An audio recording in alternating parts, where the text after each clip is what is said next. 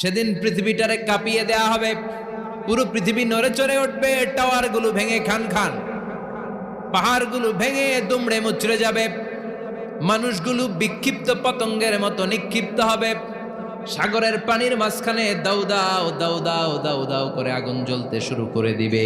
আল্লাহু আকবার। নকশা কে দিছেন আল্লাহ? নকশা কে দিছে না? সুবহানাল্লাহ পড়েন। আবার আল্লাহ বললেন ফাইদা বারিকাল বাসারু ওয়া খাসাফাল কামারু ওয়া জুমিআশ শামসু ওয়াল কামার ইয়াকুলুল ইনসানু আইনাল মাফার। সেদিন মানুষের চোখ হবে ছানা বড়া, চন্দ্র সূর্যে কোনো আলো থাকবে না, মানুষগুলো দিক বিদিক পাগলের মতো দৌড়াবে, সবার মুখে এক কথা, পালাবো কই?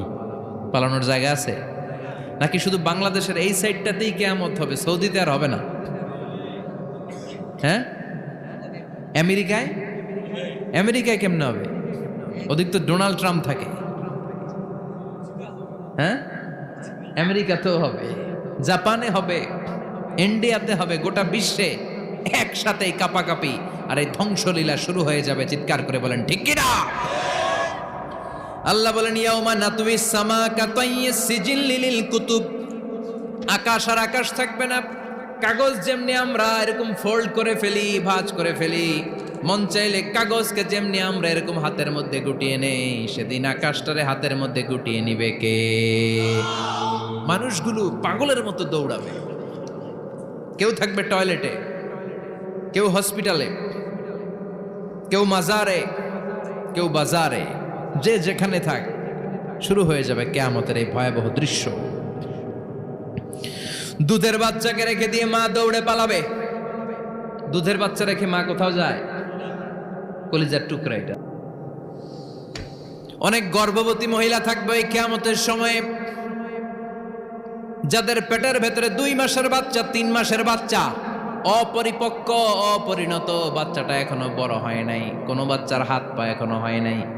কিয়ামতের এই ভয়ঙ্কর দৃশ্যটা দেখে জায়গার মধ্যে 3 মাসের অপরিণত বাচ্চাটা ডেলিভারি হয়ে যাবে। আল কারিআ মাল কারিআ ওমা আদরাকা মাল। পৃথিবীর যখন এরকম দৃশ্য, আল্লাহ তাআলা ইসরাফিলকে বলবেন, ইসরাফিল তোর তো 3টা ফুৎকার দেওয়ার দায়িত্ব ছিল, দিয়েছে কয়টা? চিল্লায় বলেন কয়টা? এবার আল্লাহ বলবেন এবার দ্বিতীয় ফুৎকার দে।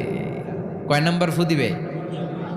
ওই ফু দেওয়ার সাথে সাথে ইসরাফিল প্রথম ফুৎকার দিয়ে জায়গা মতো এরকমই দাঁড়ায় থাকবে, আবার যখন গ্রিন সিগন্যাল পাবে মুহূর্তের মধ্যে আরেকটা ফু দিয়ে দিবে। ফু দেওয়ার সাথে সাথে পৃথিবীর সব মানুষগুলো মরে শেষ।